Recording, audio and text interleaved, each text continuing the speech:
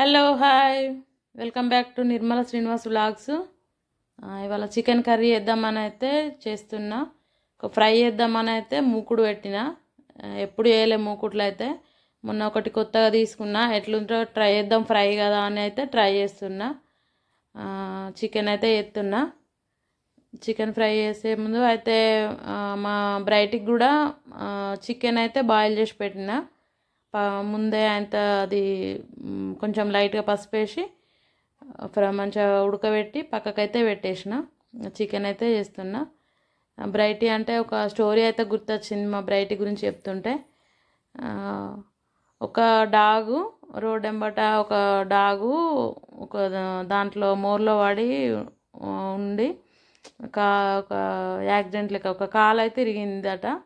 ఇరిగితే ఒక అతను వెళ్ళే దారిలో దాన్ని చూసి అరే పాపం అరుస్తుందని తీసుకొచ్చి ఇంటికి తీసుకొచ్చి దాన్ని అంతా క్లీన్ చేసి ట్రీట్మెంట్ చేసి దాన్ని కొంచెం ట్రీట్మెంట్ చేయించి మంచిగా అయితే ఇంట్లో పెట్టుకున్నాడు అనమాట.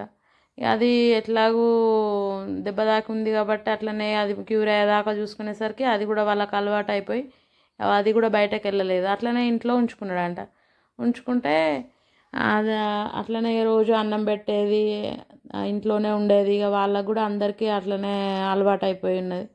ఉండేసరికి కొన్ని రోజుల తర్వాత ఒకరోజు నైటు అరుస్తుందంట. బాగా అరిస్తే ఏందా అరుస్తుందని చూసేసరికి బాగా డోర్ను కొట్టుకుంటా బయట అరుస్తుందట. అరిస్తే ఏమైంది దీనికి అని పోయి చూసేసరికి వాళ్ళ ఇల్లే మొత్తం కాలిపోతుందంట. కాలిపోతుంటే చూసి అరే ఇల్లు కాలుతుందని అందరూ బయటకు ఉరికేసరికి ఇల్లంతా కాలిపోయిందట. అయితే దాన్ని ఒక యాక్సిడెంట్లో అదైన దాన్ని తీసుకొచ్చి ప్రేమ కొద్దీ ఇంట్లో పెట్టుకొని చూసుకున్నందుకైతే వీళ్ళు ఎంత ప్రేమగా చూసుకున్నారో వీళ్ళను అదే అంత విశ్వాసంతోనైతే అది కూడా ప్రేమతోని వీళ్ళని కాపాడింది. అది స్టోరీ. అయితే అన్ని పరిస్థితులలో అట్లా కాదు. అట్లా అని రోడ్డు వెంబట పోయేదాన్ని మనము ముట్టుకుంటే కూడా అది మనల్ని గరుస్తుంది.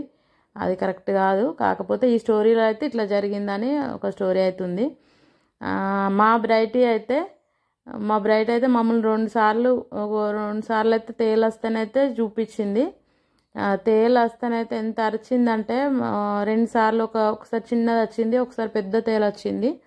వస్తే అసలు ఆ తేలు అక్కడ గేట్ దగ్గర ఉంటే అక్కడ అరుచుకుంటూ మళ్ళీ మా దగ్గరికి వస్తూ ఉరుకుతుంది. మా చిన్నోడు చూసి ఎందుకు ఇట్లా ఎత్తుందా అని ఫస్ట్ టైం అప్పుడు గమనించలే మేము. ఫస్ట్ టైం అది ఎందుకు ఇంత అరుస్తుందా అని అనేసరికి పోయి చూడిపోరా అంటే మా చిన్నోడు అయితే పోయి చూసిండు. చూసేసరికి తేలు అసలు దాన్ని కదలనిస్తలేదు. అక్కడ నుండి కదలనీయకుండా అక్కడ అరుస్తూనే మళ్ళీ ఇక్కడ మా దగ్గరికి వచ్చి మాకు చెప్తుంది అన్నమాట.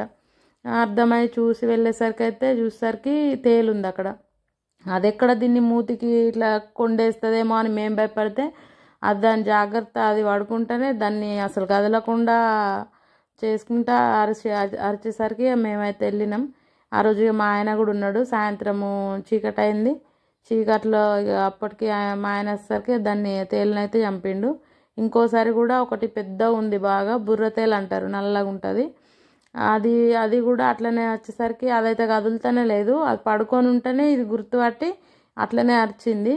ఆ రోజు కూడా చూసినాము. ఒకసారి పాము వస్తే కూడా చూసినాము.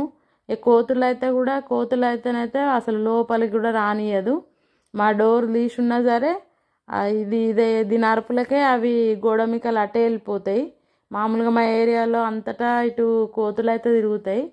అందరూ అవి వచ్చినాయి అంటే డోర్లు అయితే వేసుకుంటారు. మాకైతే అట్లాంటి ఇబ్బంది ఏమి ఉండదు.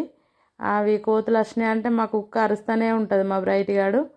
అట్లా అరిసేసరికి అయితే దాన్ని మేము వాటిని కొట్టాల్సిన అవసరం లేదు, అవే వెళ్ళిపోతాయి దాని భయానికి. అట్లయితే చేస్తుంది.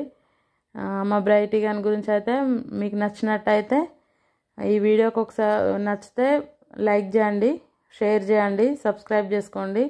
కొత్తగా ఎవరైనా చూస్తున్నట్టయితే సబ్స్క్రైబ్ చేయండి. Thank you for watching.